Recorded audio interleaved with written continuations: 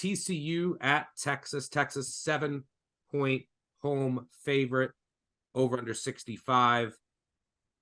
This game's at 7:30 p.m. on ABC. TCU, as most of you, I'm assuming, know, is number 4 in the latest college football playoff ranking.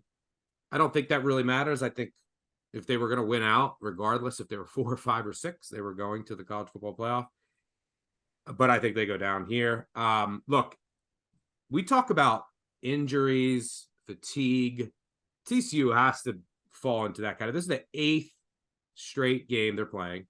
They played SMU, Oklahoma, Kansas, Oak State, Kansas State, West Virginia, Texas Tech.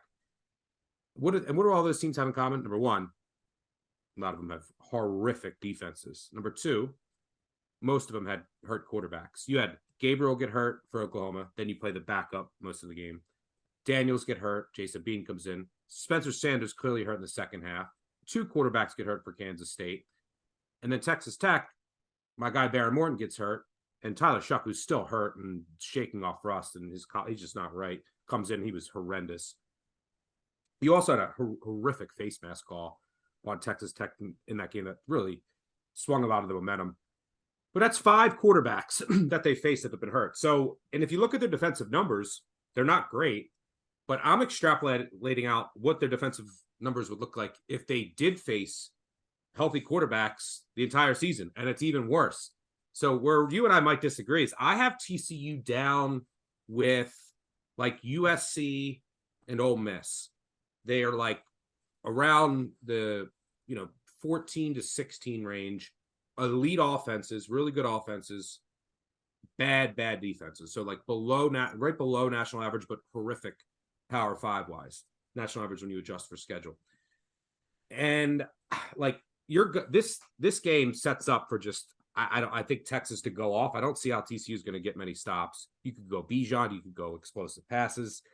And on the other side of the ball, you have Texas's run D, which is elite, top 5 in the country. Now, the secondary has holes, but Quentin Johnston is banged up, maybe the best receiver in college football. And Gary Patterson, assistant on Texas, knows Max Duggan probably about as well as anybody in the country. Texas actually, I think if you play out this season 100 times, I think Texas comes into this game undefeated more times than TCU. I actually, and I'm extremely high on Texas, probably lower than most on TCU. They beat me every week, but I grade it as a win. Not that means anything. Yeah, I have Texas in this game as a double-digit favorite. I laid it. I think they roll. Are you going to disagree and tell me your TC boys are going to win again? Yeah, I mean, I thought you and I were going to battle on this one, but we're not. I make the raw number Texas -5, so I thought this game is way too inflated. But when you look at certain things that are in the stats and outside of the stats, I can't make a case for TCU at all. Now, first off, talking about the luck factor going into these two teams, if you look at second order win total right now, just on these two teams and their seasons, TCU's win-loss record should be a game and a half less on the win side than it is now. And Texas should be a game and a half higher than what they are right now. So that shows you, exactly how the win-loss column doesn't mean anything in this. And Texas absolutely should be favored in this game. And that doesn't even account for injuries to quarterbacks. I mean, Texas also, they had injuries against Alabama to both quarterbacks and lost by 1. Yeah, I mean, there's a reason TCU's in the top 4 of the college football playoff, and their futures numbers like 60 to 80 to 1. I mean, it's just like, we all know. But the injuries to Duggan and Quentin Johnson, they just take away the explosiveness, and that's what TCU just really runs on. I mean, they just have that for dinner every Saturday. They're 26 in expected points on the ground, 4th and through the air. And if you take away these 2 explosive components from this TCU team, what do they have left? Because it's not a sustained success rate drive that gets them into scoring position. There's never a 13-play drive that TCU runs. It's always explosive plays. And then if you go to the other side of the ball, TCU does not produce pressure on quarterbacks. And where that's important is that Quinn Ewers struggles with pressure. He has a drop of 22% in his adjusted completion rate. He's only had 1 big-time throw this season when he has pressure on him. And only 1 player on TCU's defense has produced double digits in quarterback hurries. When you go to the Texas defense, they have 6 players that have produced double digits in quarterback hurry. So Ewers is not going to be pressured, which means he's going to have a great day.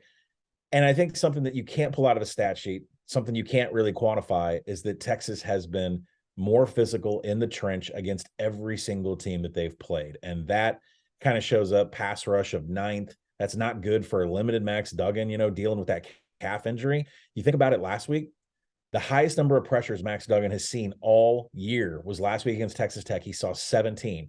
Maybe that's a mobility issue. Maybe he can't get outside the tackles, or maybe it's the fact that the offensive line just allows too many people to get through.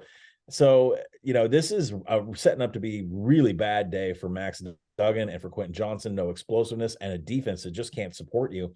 They're bottom 10 in defensive finishing drives. So every Texas drive that gets past the 4-yard line is going to end up in a touchdown.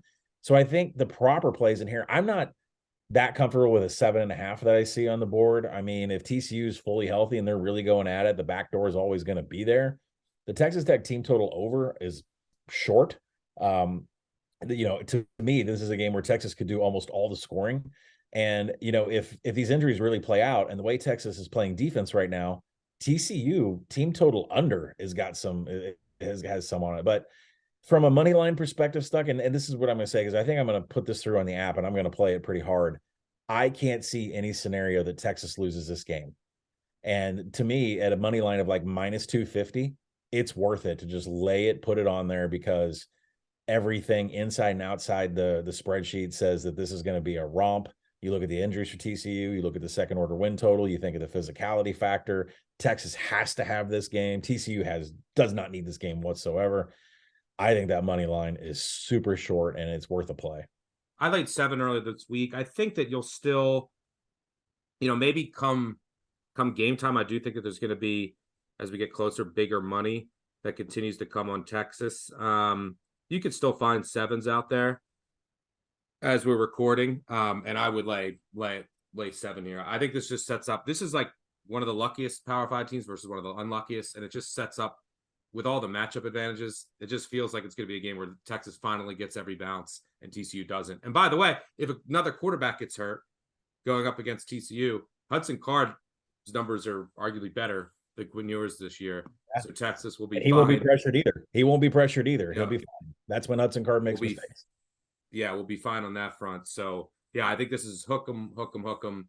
And by the way, if you followed me on my Texas Big 12 future, if they win out, they are going to the Big 12 championship. And because basically what will happen is they have the tiebreaker over Kansas State, and if they win this game, and then they'll eventually play Baylor, and assume if Baylor wins this week, and all TCU will have to do, even if they lose to Baylor, all TCU has to do is beat Iowa State. TCU just has to win one game, and they're in the Big 12 championship. Most likely, the second spot, assuming no upsets, there are other scenarios with Kansas State, but assuming no upsets, it'll come down to TCU playing the winner of Texas Baylor, if this plays out how I think it does, right? That's correct, right? Yeah. Okay. All right. Yeah. Hook 'em. So let's get to the Big 12 title. And let's take care of business on Saturday. We're not going to take care of business the Big 12 title game. I need that TCU 18-1 to go.